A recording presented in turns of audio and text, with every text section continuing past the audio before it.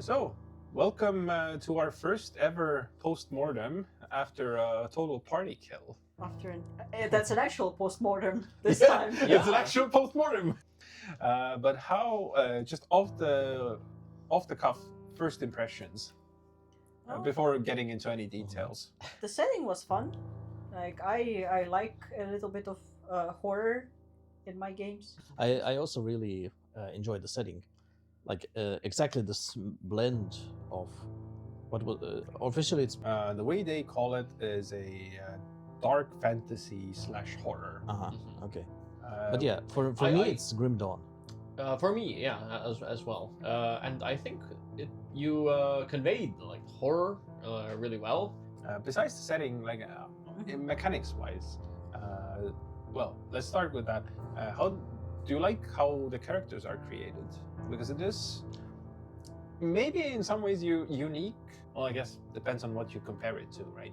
But you're building your character. You do have classes, but you mostly are building based off of this like different traits you buy that are open to like most players. So how did you like the character aspect?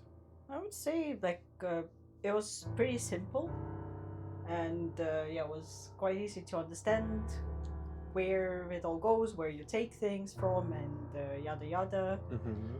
So like, yeah, I think it was fine. I actually quite liked it. It's well, it kind of depends on the class, of course. It's a little restrictive for some particular classes, but at the same time, more rewarding in some cases. Because the rogue, like, it loses out on the first level attack bonus. But if you level up, like, if you pick your traits wisely enough, it's still like very, very, very strong. The way I understand it is that basically your class gives you a starting point. Yeah. And then later you can diversify any way you want, or I guess you can keep taking traits from your own, whatever they were called. Class traits. Yes. Yeah. But it almost feels like maybe there is an optimal way, like you take a warrior first, and then you go into rogue if you want your sneak attack. So you get your... You would need to have like a 2-point investment. Yes. Because first you need to take versatile. Yes. To get access to that trait, and then you need to pay for the trait itself as well. But my point is that okay, so let's say you want to dual class, right? You want to kind of mix it up. Yeah. So which one you pick first is important. Yeah, because that will determine your HP and your Fighting style. and your fighting style accesses and stuff like that. I kind of feel like maybe the Beast Hunter needs, well, definitely more HP. As the only like sort of tank-oriented class. Simply because No one picked the knight. Knight was the actual tank-oriented class. Yeah. I see. Okay. Because you get access to armor. Yeah. Okay. Yeah, armor would have helped a lot. How much does that actually help? Because it doesn't like add you like some damage reduction? Yes, right? damage reduction. So light armor is 1, medium armor is 2, and heavy armor is 3, I think. I see. Technically, okay. Beast Hunter can take a trait that allows you to have light armor. Yeah. And because the damage numbers are so low, then having light armor in this instance, for example, for the Beast Hunter would have meant that there would have been a 33% damage reduction on all attacks, essentially, that the werewolf did. That's and yeah, again, I can't help but feel entirely responsible. Oh, you are, for the defeat, because after the sneak attack, my first entire turn was spent on just basically running away and hiding when I should have attacked. Like a And smart that, person. That was the difference that actually kind of was needed to bring it down. From a character perspective, you saw a big scary monster, you wanted to retreat. Yeah, it made it's- complete sense. Yeah, exactly. yeah. Yeah. To me as well, like I think you're overthinking it because I probably am overthinking it, but at the same time, simply because of the like the major defeat, like I am like kind of thinking. God. Well, see- let me seeing just say that if I were to choose a game to TPK in, this would be it. Mhm. yeah. Technically, you decided to go and just yeet yourself at the werewolf right away. There were some options, some places you didn't explore. Yes. First of all, Marius's brother was still alive in one of the tunnels, and he had actually barricaded himself into a service room that you could have barricaded. You could have taken a long rest in I see. to regain your MP and HP and all your No, stuff. but we came here. I think. I know. Well, you were slightly lower on it. MP. I had MP. 2 MP spent, I think, Mhm. because I cured your insanity. Yeah, but everything else we were at max. Yeah. But well- okay, Can I say Yes. one thing? Well, my point is that yes, we could have like seen the NPCs and everything, Yeah. and you know, find the object you were talking about that could have like helped us. But well, we didn't. So I think we should only like talk from the perspective of like, okay, we ended up in this fight, like Mhm. in these conditions, which like many people can. yeah, absolutely. And it did feel a little bit like slightly unbalanced in the sense that like, well, the enemy did feel a little bit too overpowered. Maybe like, you know, 6 actions, a bit like maybe it's like should be the amount of players -1, something along the lines. A little, yeah, because I feel like if we didn't have like the rogue sneak attack, Mhm. there was Yeah. a lot less of a chance to take it down. I think even if he had maybe those actions spread out during the round more, Mhm. not all at once. Maybe if he had several turns, like in Pablo Ultima. And also if sneak attack stun was in effect, Yeah, we would have probably. No, but that's Exactly. not all of us. There's 2 things. One is that yes, the sneak attack when it hit, it should have stunned for the first round, so it should have lost 2 actions out of the 6. And the second thing is that actually the Quickstart does say that it's these like twice the player numbers of actions should be split down the middle, so that half are for attacking and half are only for defending. And there happened a few instances where it got to use almost all of its actions on attacking Gerard, for example.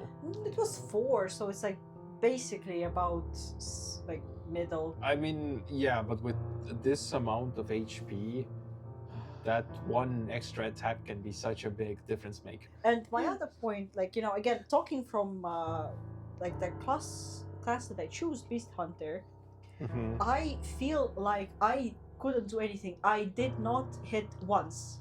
So the and you said it's even better at pairing. So if I were to try to attack melee, it would have Yeah. been probably even I worse. have to kind of agree that the Beast Hunter should have like less like minuses for its attacks. Well, pistol didn't have any minuses. Pistol didn't, but Yeah. you could have. What? How much does your like melee attack do? Melee attack. It has minuses to it. Yeah, if I do it with one hand, yes. To the damage only, Yeah. not Yeah, to but that's the to thing. hit. If you are like someone who is oriented around like dual wielding, Mhm. then having that minus is a detriment, and It is, it is but, going to like discourage you from picking that class entirely. Yeah, but right now my point was exactly like with this beast, Mhm. is that the dodging and pairing was too overpowering. Because I literally did not hit once, and even when I started like with the higher rolls, it was like still. Yeah, so I will agree with you that it did feel that maybe the werewolf had a little bit too high of a no, not HP, but Dodgy. too high like dodge and parry bonuses. Yeah. Watch. Because it had like a +3 to dodge and +5 to parry, Mhm. which like I'm gonna be honest, I rolled like 1 crit fail and the rest was like above a 6 all the time. Yeah. No, I also rolled really well. I feel like it's kind of important in this system to, how should I say, keep in mind how many actions the enemy has. So if you're after him in a round, then he has probably used up all of his actions, and you can just unload and attack. If you're before him during a round, then you're not kind of meant to hit. I guess you're meant to just burn his defenses. Yes, exactly. Which kind of, yeah. Are you absolutely 100% sure that it's recovery of all actions upon Let me the check. turn change? I will go to the combat section of the book to make 100% sure that that's how it works. The incendiary oil, by the way, was a great pick. Well, And I feel like it should have been more impactful. Well, how to say?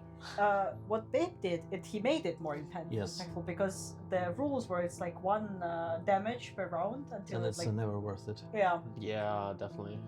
So at the beginning of each round, before the first character in initiative order can take their turn, all combatants revert to having the maximum number of activations Okay. available. Yeah. So definitely. Okay.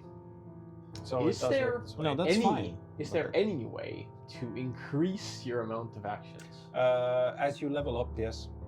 I think at it was at the level 5 that you get 4 actions, and then at level 7 you get 5 actions. And Okay. So quite far away. Quite far away. That's definitely yeah. It's more, I think, focused on getting more out of the actions that you do have. So yeah, I think it's mainly meant to be this way that you take all of the surrounding information and advantages that you can get, and you bring them into these fights. And I will say that even upon reading this Quickstart adventure, I felt like there is a very significant and high chance that you are all gonna die to this battle. Yeah. Which I thought that, okay, I'll run it the way that I understand it. If it happens, it happens. And it did. And it did. And I personally, but this is from the DM point of view, like, I think since we're not trying to play like a years-long campaign, maybe it's fine. I mean, it absolutely is. No, like how to say? I'm not mad about just disappointed. Not mad about dying. Like, well, yeah, we tried, we failed.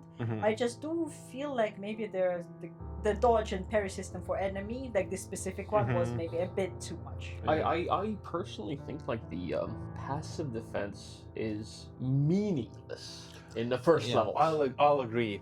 I do agree with that. I feel like the passive defense is like almost a joke. Yeah, kind of is. But I think like as you level up, it probably does gather some meaning. Well, yeah, Possibly because as you like, if you gain experience and you level up, and you go into like some kind of like lower level dungeons where the other like sort of lower level monsters can't even touch you. And I get that is like a point of like the ecstasy of progress. But I think one of the big issue, like quote unquote issues, is that armor was such a non-issue for you. Legitimately, if like, I don't know, even the Beast Hunter could have worn like light armor, or the Beast Hunter and the Rogue, for example, had worn light armor like out the gate. That 1 point of damage mitigation mathematically would have made you, I think, survive a round and a half extra. Yes. Which probably would have killed the werewolf. I didn't actually know that the rogue could get any armor. No, they can't, but I'm just saying that if you could, in theory. Okay. So here's the thing. Usually in these kinds of horror games, they say that you should be avoiding combat whenever possible. Yeah. But I feel like in this setting, it's not the case. Combat focused, even though it's this horror setting. So I guess what I'm trying to say is that everything we said so far is valid. No, I think you can have like a combat-centered system, but with elements of horror. Well, that's what this is. Yeah, And this, in that sense, it works very well. Although I feel like magic is maybe a little bit too, how do I say, not magical. Like it's kind of too easy to do. You just have your list of spells and you just cast them. I would expect it more to be like, I don't know. It's hard to say. I can't really give an example of something that does what I mean. Okay, if we're like done discussing the enemy, I was thinking that let's discuss Rogue's sneak attack, which basically, Yes. yeah, it like Yeah. it's like so kind of also pretty overpowered when we talk about But like is it? regular. It one shot the shadow. Yeah, and the Yeah, warrior I shadow. feel like Uh-huh. it shouldn't have one shot like the armored shadow with a great sword. Yeah, It had exactly 8 HP and 2 armor. Okay. yeah, no, like yeah, it's like maybe like tuning it down. No, I think that's probably the problem of not really defining on what should be tripled in the sneak attack. Whether it's after or before the Yes, armor reduction. precisely. Because if it is like before the tripling, it's only like 6 6. damage. The 6 is still a lot. It would have killed the regular shadow. No, Yeah. 6 is still a lot, but for that particular like armored shadow, which I feel like should have like been a longer battle altogether. Yeah, it was meant to be. Yeah. And that brings us to another point which we kind of experienced in there. Maybe some rules need more clarification because, well, you basically can just like turn the rules however you want. If, yeah, like, oh, I want to have a musket. Oh, okay, we turned out the Stop with the fucking musket. No, yeah, turn out I can because it's called pistol and sword, which Enough with makes the it- fucking. Yeah, but like technically, if it wasn't like this specific sword and pistol, Mhm. like okay, it doesn't say that I can't use it like one-handed. Well, yeah, that is a good point. I would like some rules to be a bit like more written out, Yeah, Mhm. definitely. or sort of be a clarification on that. Well, since we're on the combat track, I personally felt like it depends on whether you think I conveyed it well or not. But to me, it seemed like having a rogue in your party and you all kind of tried your best to enable the rogue, sort of made it feel like it was still a group effort to get that really big sneak attack in. I think that this is kind of like a system where you have to really like fully optimize, in which you have by which I mean that you have to get a knight and a rogue and And a mage. and a mage type. Yeah, actually, if we didn't get the sneak attack on the werewolf, it wouldn't have been close at all. It wouldn't Yeah. have been like nearly as close. Yeah, Yeah. so the werewolf had 25 HP, which is a huge amount in this game. Oh yeah. Yeah, which I got to shoot 3 times, Yeah, and all of them were missed because it dodged. yeah. Yeah, that's a whole lot of actions. Mm-hmm. That's a whole lot of bonuses, and that's that's really an insurmountable like sort of challenge. Yeah, I In a way. think you kind of need to like if you go into the system, yeah, you kind of have to think about like specifically balancing your party. Mhm. Like, because we first were talking like, oh, what if we all make mages and stuff like that? Yeah, will it work? Would have named the first episode "Oops, All Mages." Mhm. Actually, is there any kind of balance to balance like difference depending on how many members of the party you have? Yes. For example, the boss would have had if there were 4 players, 8 actions. 8 actions, All right, actually. and two Right. players, it would have had 4 actions. The giant rats in the first encounter, there would have been 3 of them if there had been 4 of you. Same with this warrior shadow and the regular shadow. There would have been a giant rat as well. I see. And to be fair, the other like smaller shadow that was in the room with the warrior shadow should have also attacked you.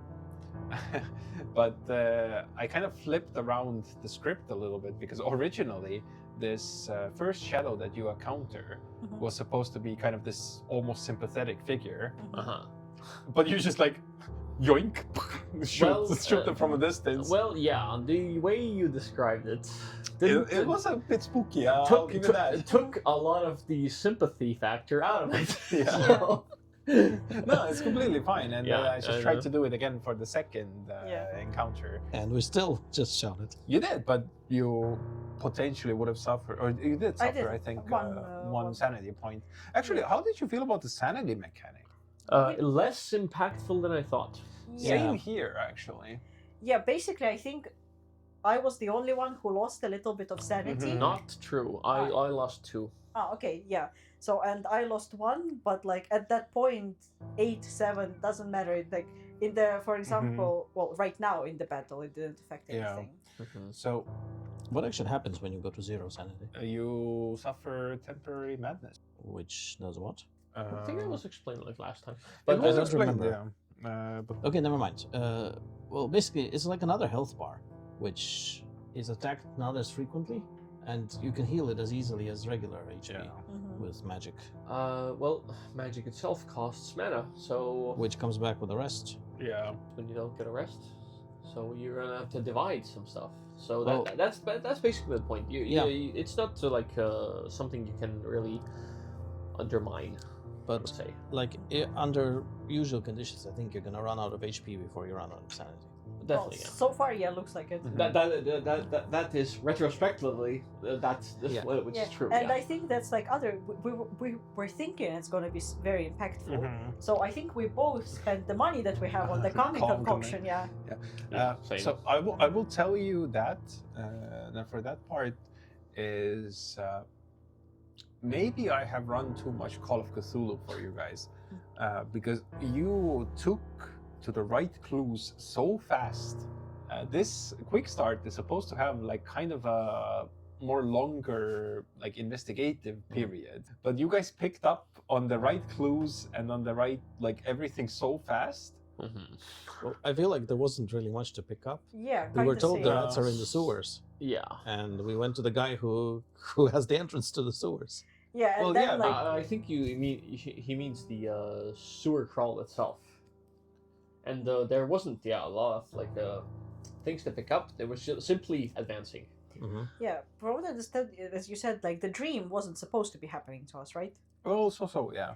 Yeah, and then you mentioned like exactly as in your dream, like when we went there. Okay, yeah. Yeah, and then we're like, okay, we know that like from books we were reading and everything, we know that like why the rats are giant because there's probably like some beast and like bad energy there, dark energy. Mhm. So like, okay, we have to kill it. So yeah, it's just kind of interesting to think about that. The creators of the system kind of marketed like almost 50% investigation, 50% combat, Mm-hmm. but the rules feel like heavily weighted towards combat. Well, that's all rules.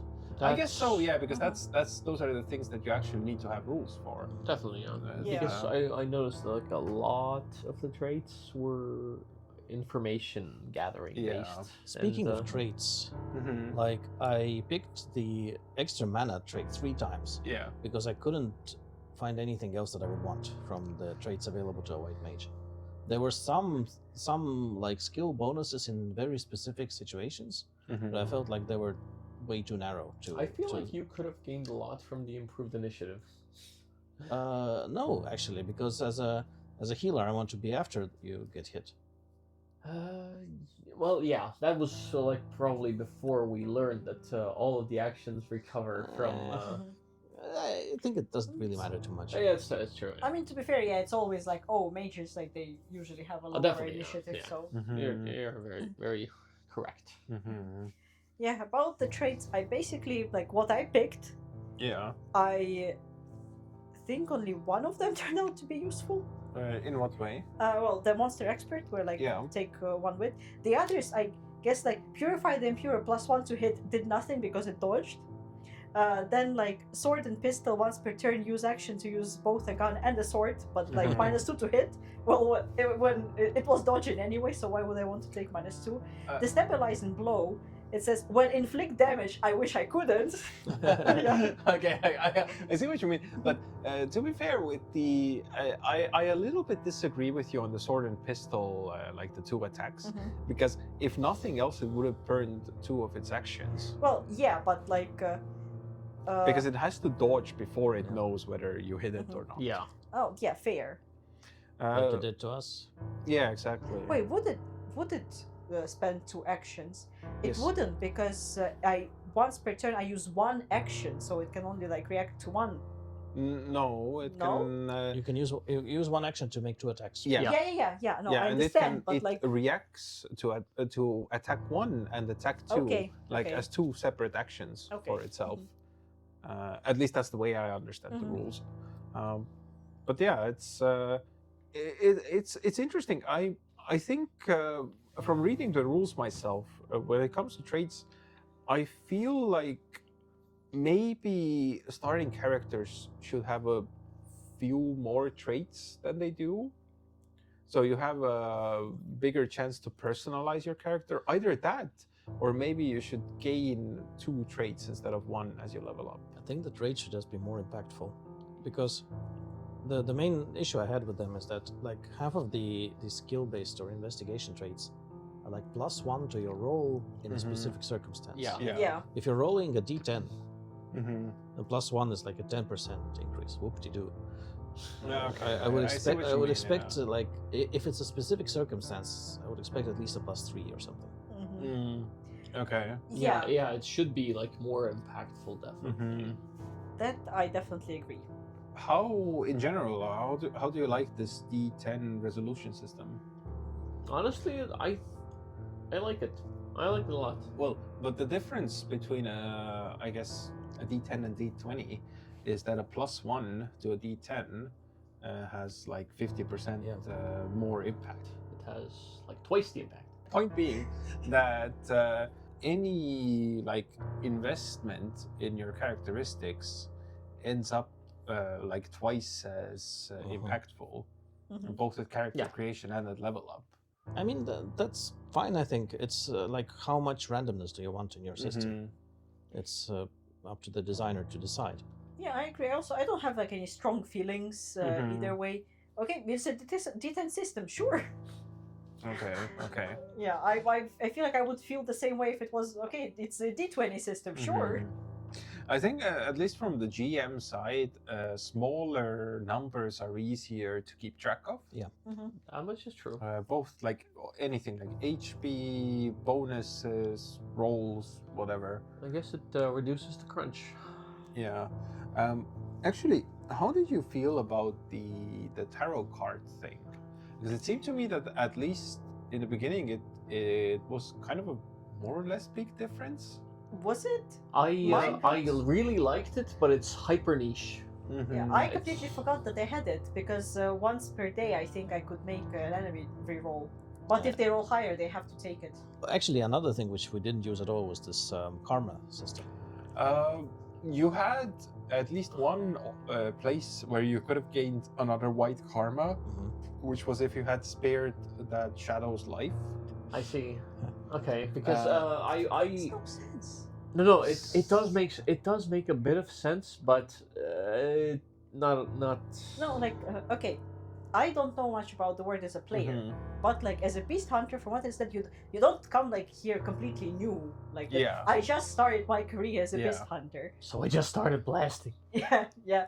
So like you kind of know that like sooner or later they will turn into a full-on beast. Yeah. So basically, someone else will have to go to the sewers because they will have giant rats again. I think that's supposed to be a little bit of an ambiguous thing, whether shadows can be brought back from the brink or not.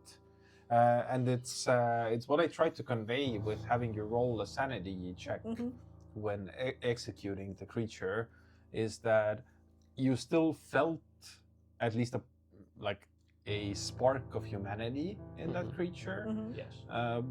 But yeah, it's the karma system. I think is that it's something that's meant to become more of a thing in longer campaigns.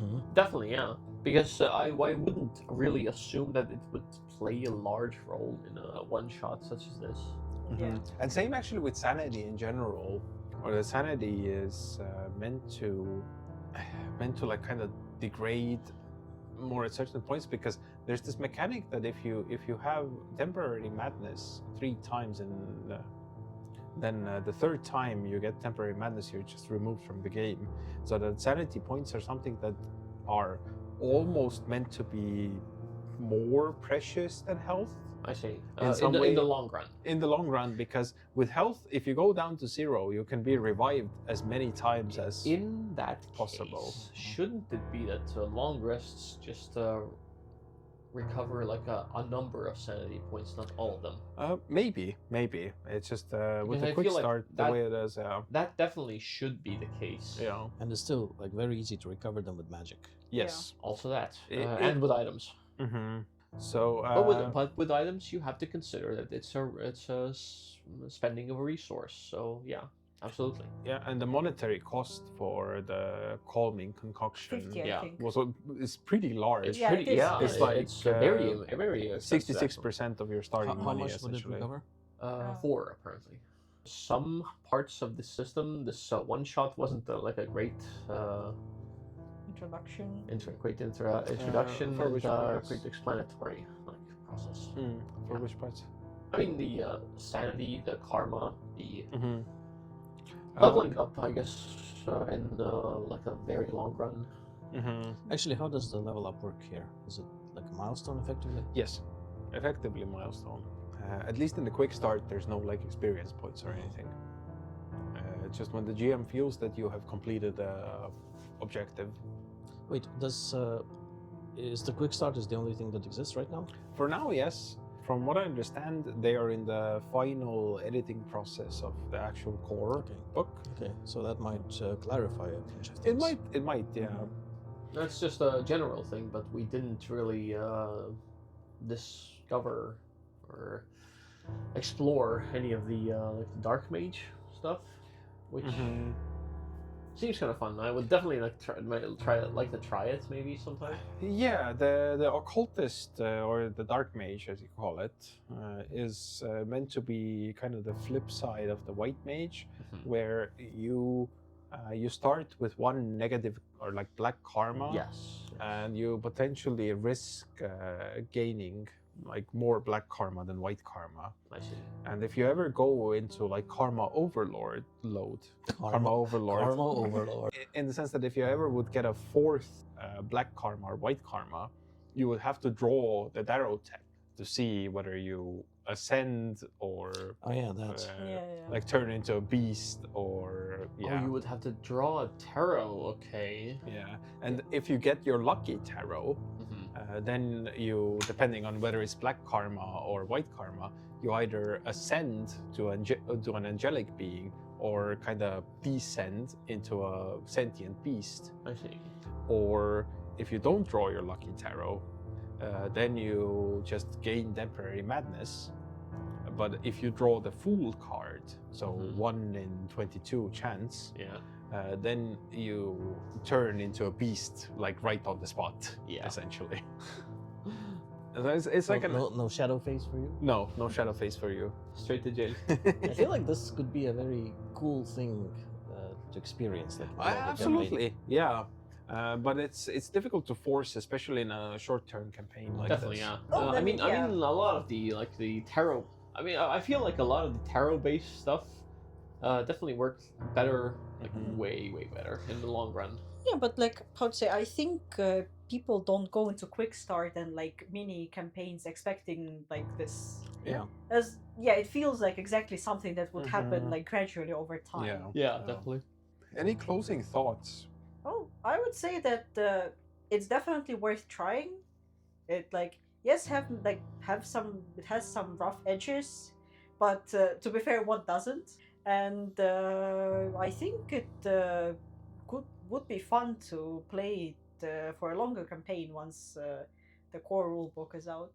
I really like it. It's heavily reminiscent of like Grim Dawn, which is like a one of my favorite like sort of RPGs. Yeah, it made me want to replay it as well. Yeah. Yeah. And I guess it's well in this case, in this particular, it kind of needs the party to like make the correct choices already in the class selection, because the knight and rogue and some kind of a healer type is absolutely necessary when you're playing like free people, when you're playing with free people or over that. Okay. Yeah. But if you don't, then you are kind of doomed, like we just demonstrated. Yes, I also think it's a great system actually. The theme is on point. The mechanics, well, yeah, there are some things I would change, but in general, I feel like it's a pretty good mixture of crunch and freeform stuff. And the karma thing seems to be quite unique to this system. Too bad we didn't get to experience it fully, but just it's intriguing. Let's put it this way. From my side, as a GM, I feel like they've tried to, maybe streamline is the wrong word, but they've tried to standardize a lot of their system in a way where everything is kind of works in a similar idea or a similar design space. So from a GM point of view, to run this system was pretty easy to keep track of things. I just like took screenshots of the monsters and all of that, and it was a bit easier. But on the side of this kind of meant to be a more investigative game, it maybe requires from the GM to be more open to improvisation, while at the same time retaining a lot of information about what characters have what specific information. But I think that's not it really a is also like system. a very like It's a genre thing. it's probably one of the most like more demonstrative like one shots that one shots do not like encompass the entirety of the system, because simply because there are these parts of the system itself which lend itself so much more strongly to a longer campaign. Yeah, absolutely. It's like exactly the karma system, the temporary temporary madness. Yeah, The investigative process as well. Yeah, exactly. That the sanity points to us, they seemed like not very important. But again, that's the thing, right? Because the moment you have to consider that you have 3 times to go to 0 before you're, or, well, on the 3rd time you're removed from the game. I honestly think like for at the risk of like making this making these long rests far too forgiving, maybe long rests should not completely refill your sanity points, but a bit less. Yes, for example, in Cthulhu, the long rest doesn't recover your sanity points. Yeah, But you need to take like extra steps to like recover some stats. Yeah, but the Absolutely. thing is that you, from the beginning, you get way more sanity points there. Yeah, it's meant to be like a more gradual descent into madness, I guess. Yeah, so I think if we're having, like I did right now, 8 sanity points, then maybe not recovering it fully per long rest can be. And definitely they can make you reconsider some choices. Even maybe for something like, I don't know, rolling a 1d5 every long rest to recover sanity Yes, instead of a full one. the famous 1d5. Yeah, well, I mean, yeah, because I because the point is don't know that, if I would be like that harsh. Maybe 1d8 or something. well, the or point is something like that, that. that the system only uses a d10. Yeah. So just like you halve the d10. Yeah. I don't know, especially if we're doing a lot, like you're doing a longer campaign. That is. You can finish the thought. No. But just it's a bit restricting to only use like 1d10 for the whole campaign. Like that, maybe just make it a little more varied. The d10, really? That's such an interesting thing, because there are. It is pretty interesting, but at the same time, it might get a bit samey. No. It What might I get mean, a bit too samey. it's an you know? interesting comment, because I guess for the most part of like RPGs that I have read, it's rather the opposite. That it's it's unusual to use so many different dice. Usually everything works either on like a single die or a combination of those single die. To be fair, yeah, like for example, Call of Cthulhu mostly just the D100, Yeah. D100, except yeah. for the combat. Yeah, for damage. Yeah, but like you mostly try to avoid combat there. But like I think D&D is unique in that way because yes, D20, but you kind of go into battle so often that like, you roll so many other dice. Yeah. And it's just like an interesting thing that to bring out that feels restrictive. Well, Just some people just want to roll a lot of dice. I do. Well, I promise you that in the future, maybe next time, we'll play a game that has a dice pool system. Whoa! So you get to roll a shit ton of dice. Historically, there are no giant rats. You don't know that. You don't know that. You can't know that. To me, I have it- seen some of the medieval drawings.